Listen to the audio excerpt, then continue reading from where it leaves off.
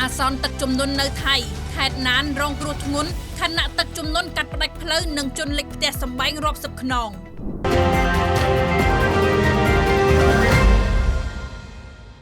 ភ្លៀងធ្លាក់យ៉ាងខ្លាំងឥតឈប់ឈរបានជំរុញឲ្យកម្ពស់ទឹកទន្លេកើនឡើងយ៉ាងខ្លាំងនិងបង្កជាទឹកជំនន់ជន់លិចទូទាំងខេត្តណានរបស់ប្រទេសថៃថ្ងៃទី19ខែសីហានេះខណៈដែលលំនៅឋានជាច្រើនត្រូវលិចលង់ផ្លូវដឹកជញ្ជូនសំខាន់ៗត្រូវកាត់ផ្ដាច់ទាំងស្រុងស្រុកភូអាគឺជាចំណុចកណ្ដាលនៃគ្រោះមហន្តរាយនេះដោយទឹកជំនន់បានជន់លិចផ្ទះប្រជាពលរដ្ឋស្ទើរតែទាំងស្រុងដែលធ្វើឲ្យការធ្វើដំណើរត្រូវកាត់ផ្ដាច់និងកកស្ទះភ្លាមៗនោះអាជ្ញាធរខេត្តណានរួមជាមួយអង្គភាពរដ្ឋបាលមូលដ្ឋាននិងក្រុមសង្គ្រោះបានប្រកាសអាសន្ននិងជំរុញឲ្យប្រជាពលរដ្ឋមានការប្រុងប្រយ័ត្នខ្ពស់ចាប់ពីថ្ងៃទី19ដល់21ខែសីហាខាងមុខខណៈដែលប្រជាជនរស់នៅតំបន់ទំនាបជិតផ្លូវទឹកនិងជើងភ្នំអាចប្រឈមនឹងការបាក់ដីនិងត្រូវយកចិត្តទុកដាក់ពិសេសដល់កុមារតូចៗមនុស្សចាស់និងអ្នកជំងឺគ្រោះទឹកជំនន់នៅខេត្តណាននេះកើតឡើងជាបន្តបន្ទាប់ពីគ្រោះទឹកជំនន់ផ្សេងទៀតដែលកំពុងកើតមាននៅក្នុងប្រទេសថៃខណៈដែលកាលពីខែកក្កដាកន្លងទៅខេត្តផាតាយាក៏ជួបប្រទះនូវទឹកជំនន់ភ្លាមៗដែលកម្ពស់ទឹកបានកើនឡើងពី10ទៅ70សង់ទីម៉ែត្របន្ទាប់ពីមានភ្លៀងធ្លាក់ខ្លាំងជាប់ៗគ្នាត្រឹមតែជាង1ម៉ោងប៉ុណ្ណោះ